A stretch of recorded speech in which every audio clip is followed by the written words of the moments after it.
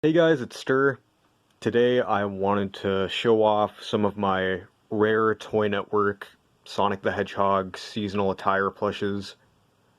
I always found these like really funny, really interesting, and I think the story behind like how these plushes got made is really strange, and I want to talk about that later, but for right now, I decided to just make a video talking about them, analyzing them, I guess, or whatever. So here we have Amy. This is the first Toy Network seasonal attire plush of Sonic the Hedgehog that I got. I thought it was just really cool. I heard it was rare, saw on eBay, and I was like, yo, I gotta get this. I thought it was really cool looking. Did not think this was a bootleg. I figured it was probably official or something, maybe something that lasted for a limited time. A lot of people don't like the Toy Network seasonal attire plushes, but this one I think is pretty cool. I could see a lot of people liking this one. But what I want to specifically mention is this tag. Again, I got this on eBay, so it came out all wrinkly, you know? But let's see if I can get a better focus on this tag. As you can see, there's a double outline on the artwork of this tag. It is not supposed to look like that. If my camera can focus, you can see that better. Or I don't know, maybe you can see it here, but let me show you an example. On the Shadow plush that I'll talk about later, there is no double outline on the artwork. See, that's a good focus. But on this one, there definitely is. Now you can see it better. Yeah, there's a double outline on the artwork. Not supposed to look like that. I guess that adds more value, kind of, since it's an error. I don't know. Thought it was really cool. One thing I will say, and people call this the Snowman Amy, Snow Woman Amy, whatever. I used to just call it Winter Amy, but then I realized, oh wait, the hat, the buttons, the snow scarf, black shoes. This is basically supposed to be like a snowman. But what was I gonna say? Oh yeah, the hat. This is very cheaply made. Honestly, the inside of this hat feels like a toilet paper roll without the toilet paper. There's even kind of a loose end right here that feels like a hole is poking out.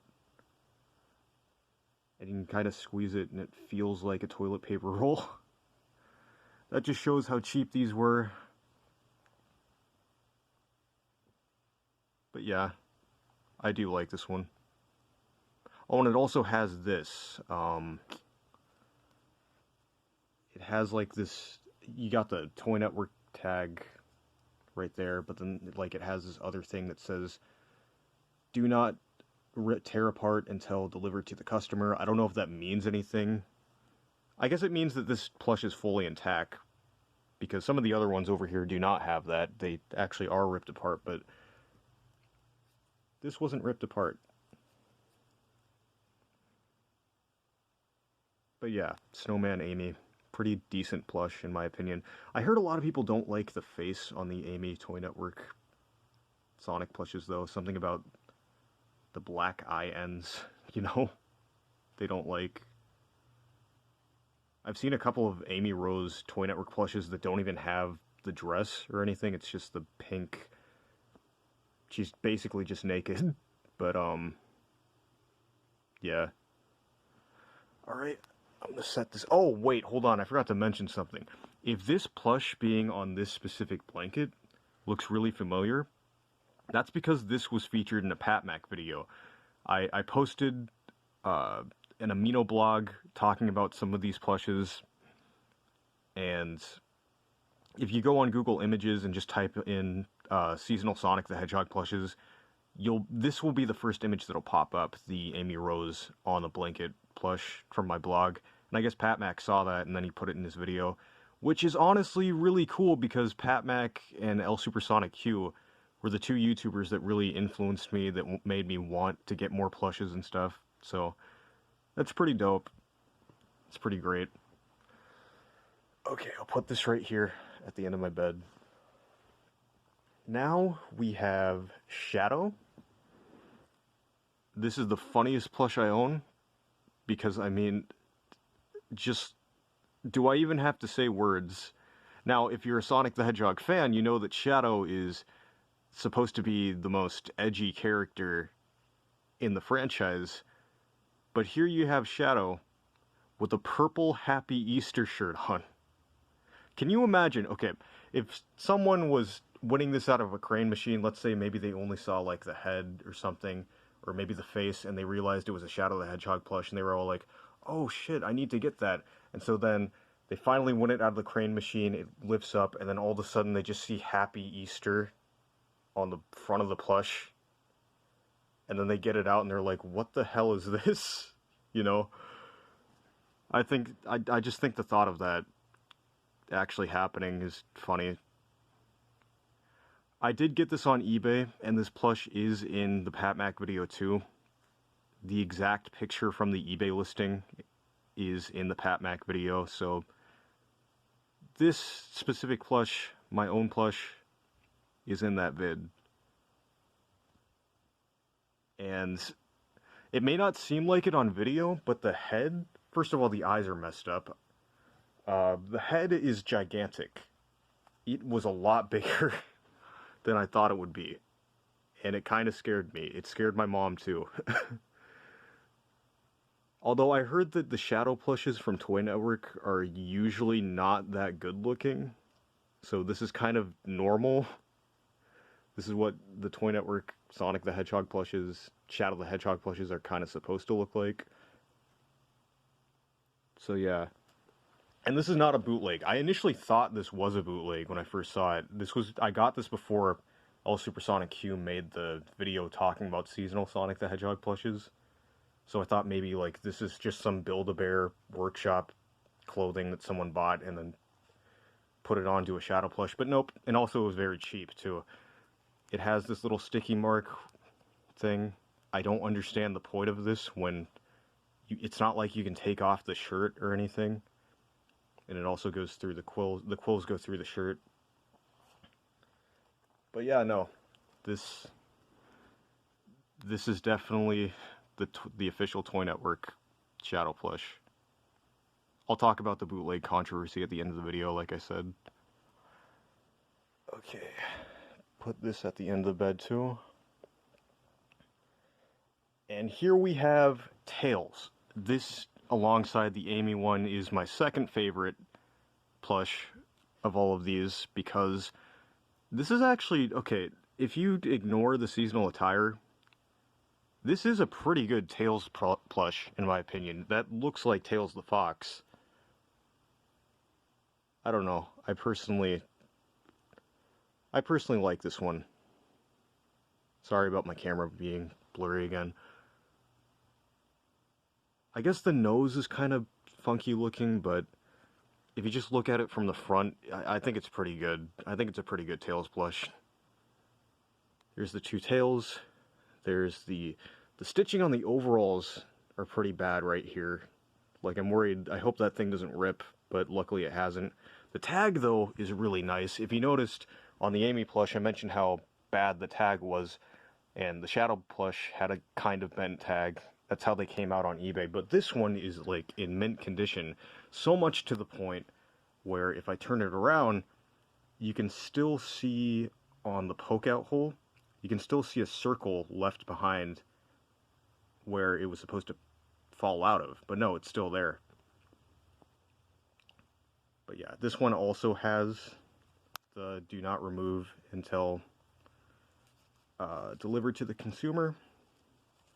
So that's still there. So this is a really, really mint Tails Toy Network seasonal attire plush. And the hat says love on it. It says love.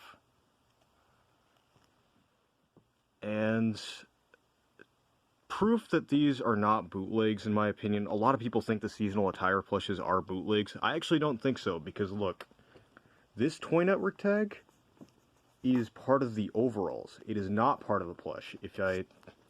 You might be able to see it, but yeah, it's not connected to the plush. It's connected to the overalls. So I think that is evidence that these are official products. Sega did allow them to actually make these for some reason. People always say that, okay, so people say that Sega's really strict about how people merchandise their characters, but like they almost turned Sonic into like a humanoid looking creepy weird creature in the Sonic the Hedgehog movie. So like are they really that strict? And the guy who made Sonic Boom, the guy who directed it, said that Sega was really bold, allowing them to slightly redesign the characters. So I don't know. I personally disagree with that, with people saying Sega is really strict about that. It doesn't seem like it. Anyway, Knuckles the Enchilada. This plush is also pretty funny, just like the Shadow plush, because they made the hat, the Be Mine hat, the same color as the character. That is the worst thing you could do. But yeah, there's not really much to say about this one, besides that one criticism. If that wasn't there, this would just be a really generic Knuckles the Enchilada Toy Network plush. This one also has that tag that I was talking about, do not tear until delivered to the consumer. And the tag is, I got this in a lot with the Tails plush. Unfortunately, it does not have that same poke out circle hole thing.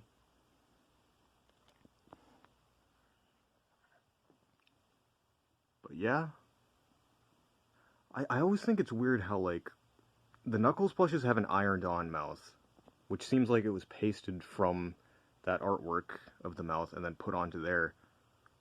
But with the other ones, it's just a string. They just have string on mouths.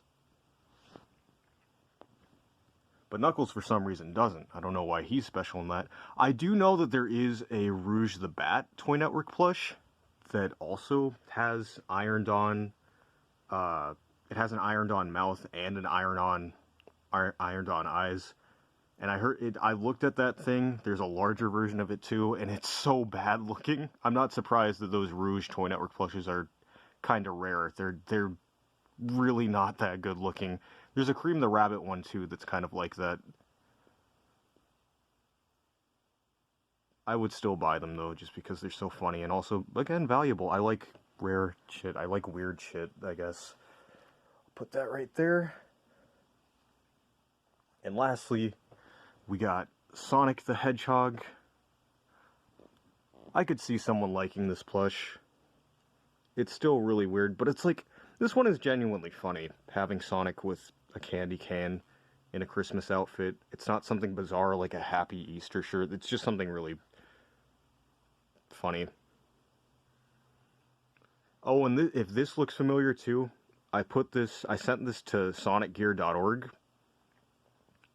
which is a site that archives like all Sonic merchandise.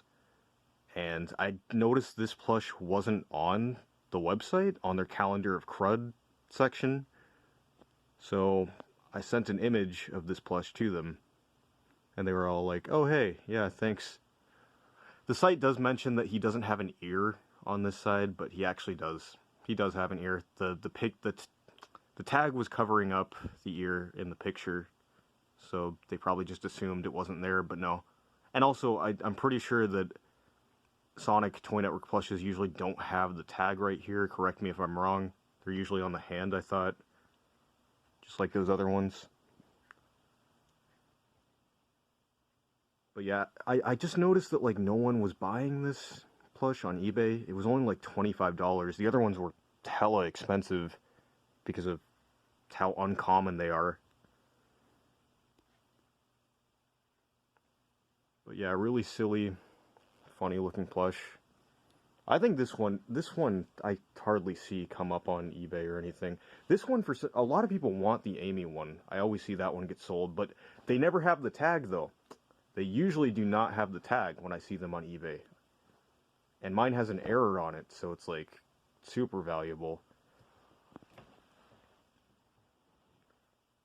But yeah, and I always hear plush collectors also say that like oh, they shouldn't really be that expensive because nobody wants them. But these always get sold, and they always get sold at expensive prices too. Like people will sell these for $50 to $60, and they legitimately do get sold. A lot of people like the seasonal plushes, probably just because of how bizarre they look.